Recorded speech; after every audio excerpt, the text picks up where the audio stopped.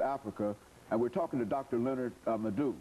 This is the second show in which we are dealing with the issue of the narco states of West Africa. Mm-hmm. And of course, Dr. LMadu8, you were talking about the failure of institutions in mm-hmm. many of these West African states that are infected by these cartels. Let's pick up at that point. Yeah, I had articulated, the first 2 points, mm-hmm. being more drugs needed in Europe. Mm-hmm.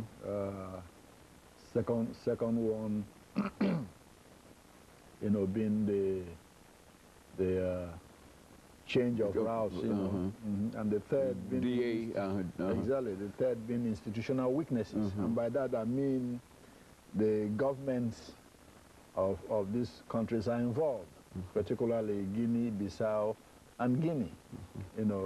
Lack of law enforcement, lack of legal machinery to deal with these issues, weak policing of the ports and the seas and all that. In short, lack of any kind of governmental, input into controlling, who comes in and goes out. Most of these, countries, these two countries are weak in that respect. So that gives the drug cartels an open, invitation to come in. Okay. When, like we talked about Guinea, where the police chief is involved, the anti-drug chief is involved, the intelligence chief is involved, the presidential guard is involved, everybody's involved. So who's going to keep them out? Then the Guinea-Bissau, the same. Where the president is involved, the army chief and all that, same. So that's very important to understand, because third is the profit. Fourth is the profit. They make a killing.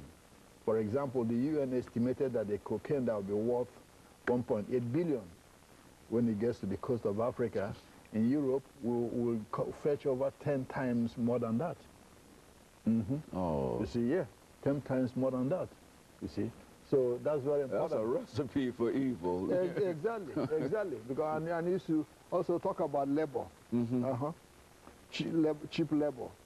When those drug cartels get their drugs to Bissau, they can pay some of the people $2 an hour, to load those things on the ships. While if they are doing it in Jamaica, you probably cost you thousands of dollars to get somebody to do that. Because some of the people don't even know what they are loading. You know what I mean? Because they're not used to those kind of things. You see? So talk about cost of labor, and that's very important there. You see?